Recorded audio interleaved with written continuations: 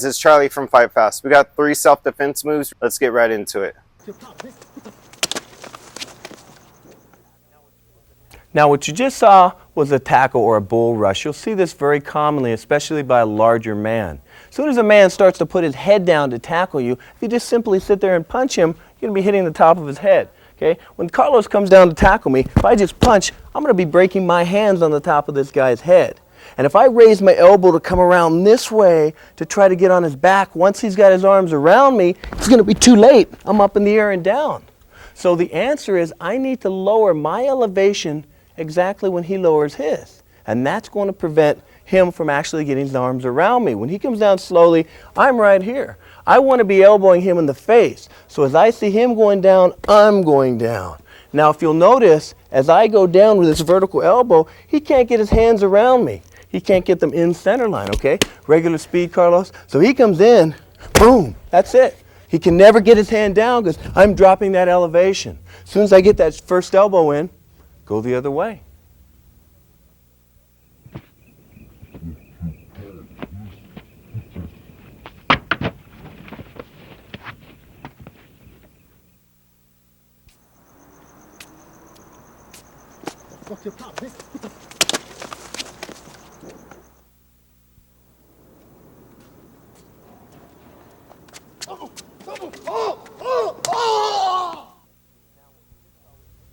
Now what we just saw was defense against the choke from behind. A very simple move, but again, being street smart is more important than doing your technique. Carlos, when you feel somebody behind you, instead of letting that arm go all the way around the neck where you're stuck, the minute you feel it going around, again, and then when I do chuck my chin, that's the bite. Now when you bite, guy's going to pull away. So to add a little flair to it, when he's here, tuck your chin, bite and hang on, and then go to the groin. If you get those two combinations going, you'll be all right. But if you let that arm get around your neck, and if he cinches it up already, that's when you're in trouble.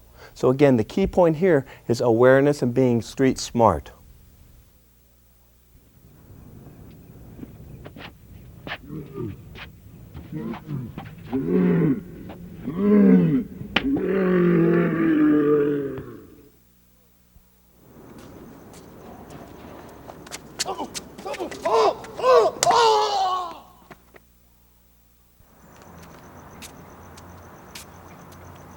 Hey, listen, asshole.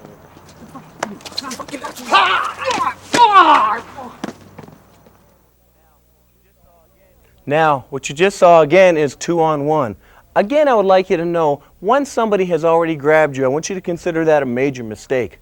I would like you to have the savvy of the street wherewithal to not allow somebody to first walk up to you, secondly grab you, and then third wait for his buddy to do that. However, if you are in that situation, here are a few things you can do, or this is how at least you can train it, okay? Rich is here and he's coming from this, boom, from the back, boom, I've got this, boom, and then I've got the knee. So I'm going to combine the same tools again. But a key is, telling you these tools is one thing, and having you have the awareness to do them at the appropriate time, with the appropriate speed and the appropriate body mechanics. This is everything. And this is why we have a separate segment for training to develop these attributes. Now stay with me. Hey guys, I'm jumping in here real fast. I want to give you some free videos. Go check out the description. We got a link to our free Fight Enders video. It's totally free. In that video, you'll get trained by martial artists, Green Berets, Black Ops, a whole bunch of specialists in the military and martial artists. The video is totally free. The link's in the description. Go check it out. Back to the video. Okay, next thing we're going to do is we're going to go through an approach as if someone were to walk up from behind you perhaps and get you from behind and put a gun to your head if you were going to be a hostage and you want to get loose from that person. Several things you can't do. This guy can't hold you, squeeze the trigger, and hold you up. So what I'm going to have Dale do is get in the grasp by Remo, and Remo's going to start trying to walk backwards with him. As soon as this happens, he's just going to sit out on him. Then he's going to trap his leg and roll over the top of his knee. We'll try to stop it short of any damage. Go ahead. Sit out. Okay, good. All right, stop your knees, okay? And then he'll roll on out of that and then start going into his ground fighting techniques. Great. Basically, they will not be able to shoot you if you sit down underneath of this. Do it one more time. Let's shoot it from a side angle. Okay, as soon as he starts backing up, just sit out. We won't even worry about the leg quite yet. We will. Okay, sit out. Start backing up. Walk backwards. Good. Good. And roll on out. Okay. All right, we're halfway home. Husband and wife, girlfriend and boyfriend getting a little argument. Next thing you know, the hands are coming out. You want to slap. And guys, a lot of times won't actually hit a person, but they'll slap them. And then a lot of times people will slap the brachial plexus. You can break a person's neck. You remember we went over that.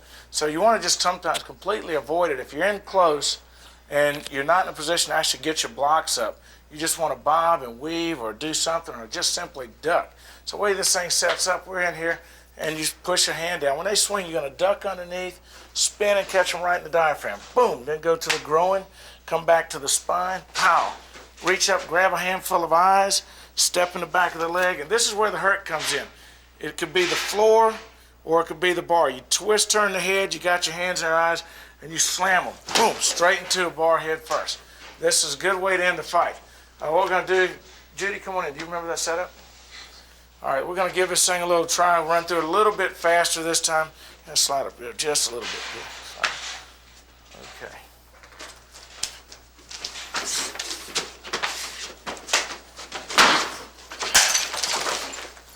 And run.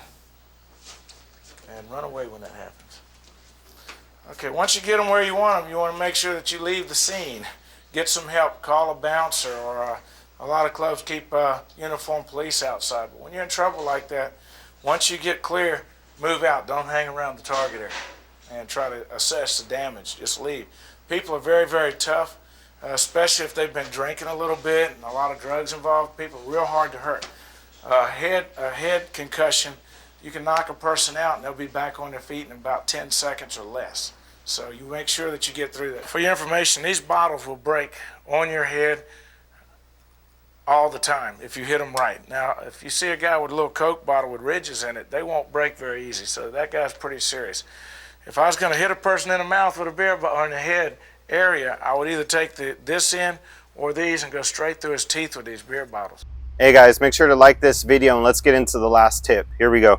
The Louisville Slugger is a very, very strong shot to use in the illegal boxing arsenal, which you're actually striking with are the forearms, using the outer blade of the forearm, not the inside of it. These things can be used by both in a cram version and also coming off of a missed hook. So for example, if I'm facing in right here on Corey, the cram version is actually going to be me taking the forearm directly into the face. The missed hook, I throw my lead hook, I have missed it. I do not intend on missing on any of these shots. I want to hit them with the 5 main punches. I want my jab, my crosses, my hooks, my uppercuts, both the lead and the rear, to hit their marks whenever I can. But if I do miss them, that's where some of these insert shots do come in. So if I do miss this lead hook, I'm going to go ahead and snap back and give him the forearm across the shot. Said illegal, ref's not going to let you get away with it, but in the street it's absolutely okay, and in lots of NHB competitions it's perfectly acceptable. So again, if I throw the hook, he gives me a rock or a pull from this hook, for example. I'm going to throw it, it's going to be a nice little pull away from it.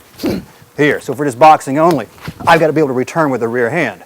Now, where the Louisville Slugger comes into play, instead of coming back with the rear hand, I'm going to immediately open back up, come in with the forearm, and then I can put the cross into play. So it'll be more like pull, back, hit, and then I'm back to the cross on top of it. So this is called an insert because I got one shot in between the typical legal shots on this. And again, the cram's going to be able to come straight in with the forearm. And I'm going to show you how to drill these things with the focus pad a couple of times. We'll have Corey fire off and hit with these things. How I'll feed for this is I'll actually set up the feed where he's throwing his lead hook, and I'll actually pull the pad out of the way so whenever he throws his lead hook, I gave him the focus pad as he comes back. I come in with the rear pad to let him hit the outer blade of the forearm. So we're here, feed, back in.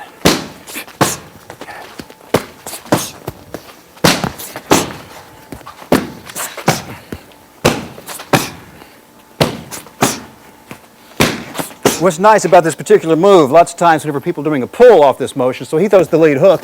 In boxing, if he's educated in boxing at all, he's not going to stay out here in this outside range because we know, let's switch this for a moment, if he stays on the outside range off of a pull, he's got no offensive capability to come back at me. So lots of times when you throw this, you got someone a lazy pull, they've got no negative reaction where they're coming back with it. The next shot is to hit him low with the double leg, high single, low single. So if I throw here and he stays all the way back, this is going to be unacceptable right into takedown territory. Right now we're assuming when we throw, he's a good boxer, he comes directly back into the shot. So let's throw those a few more times. Miss, back in. Miss, back in. Miss, back in. Let's put this together where we're throwing the lead hook and have him miss, come back with his Louisville Slugger, and follow up with the cross. You with me on that? So we're here, bam. So it's a double tap on one feeding glove.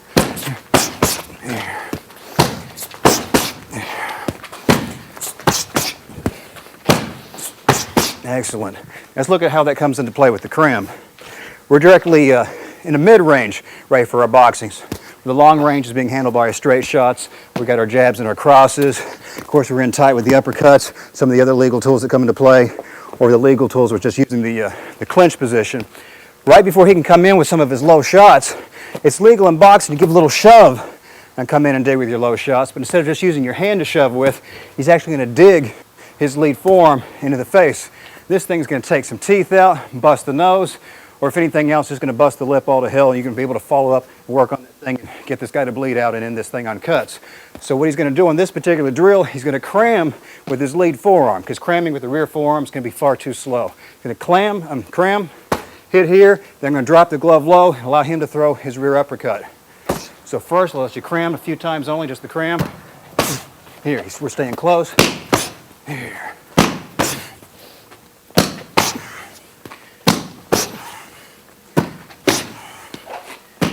Let's turn that a little bit. We're going to let him cram, come right in with the low rear uppercut. Again, that's a double tap off the glove. Bam, bam, bam.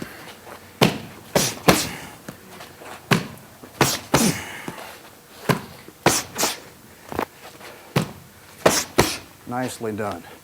So out of your Louisville Sluggers, there you go. You've got it coming off the missed hook. You've got him working with the cram. Thanks for watching our video lessons here at TRS Direct. Hit the like button down below and consider subscribing to our channel here on YouTube. Hit the bell icon and we'll send you a notification when there's a new lesson available. Thanks again for watching.